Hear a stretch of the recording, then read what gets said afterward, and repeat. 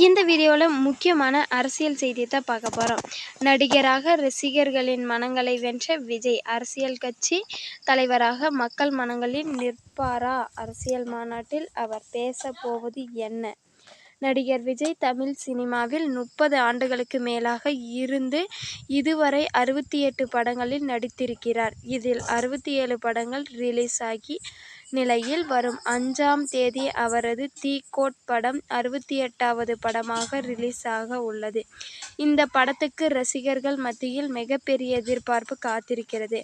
1000 கோடி ரூபாய் இலக்கு என்ற லட்சத்துடன் இந்த படம் களத்தில் இறங்குகிறது.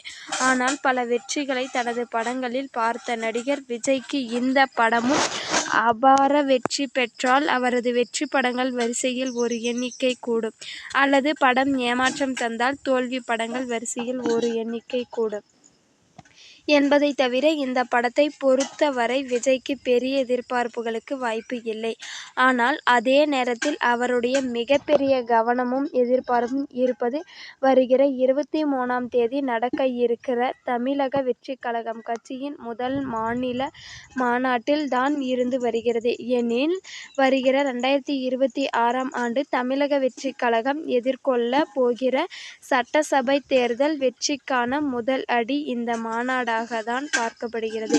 தமிழகத்தை மாறி மாறி ஆட்சி செய்த திராவிட கட்சிகள் அதிமுக, திமுக என இரண்டுமே மக்களுக்கு இலவச திட்டங்களை அறிவித்தும், மக்களுக்கு தேர்தல் நேரத்தில் பணத்தை கொடுத்தும் விலை மதிப்பற்ற ஜனநாயக உரிமையான அவர்களது ஓட்டுரிமையை ஏமாற்றி பறித்து கொண்டனர் என்பதுதான் இதில் கசப்பான உண்மை.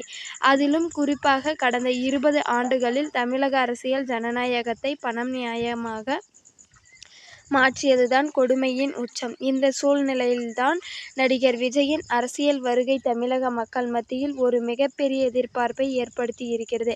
அதிமுக, திமுக அல்லது ஒரு புதிய அமைப்பு அரசியல் இயக்கம் தமிழக அரசியலில் நிச்சயம் ஒரு மாற்றத்தை கொண்டு வரும். குறிப்பாக மக்களுக்கான ஆட்சியில் பல விஷயங்கள் அவர்கள் முன்னேற்றத்துக்கான தொலைநோக்கு திட்டங்களுடன் அமையும் என்பதுதான் மக்களின் எதிர்பார்ப்பாக உள்ளது.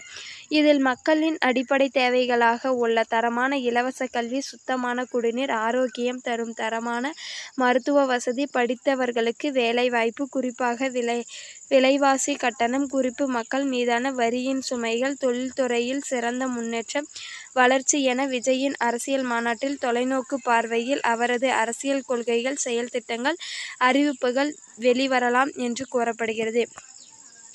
இந்த வீடியோவை பிடிச்சிருந்தா சப்ஸ்கிரைப் பண்ணிக்கோங்க, கூடவே ஒரு லைக்கும் போட்டுக்கோங்க. அப்போ தான் முக்கியமான அரசியல் செய்தியோட உங்களை சந்திக்க முடியும்.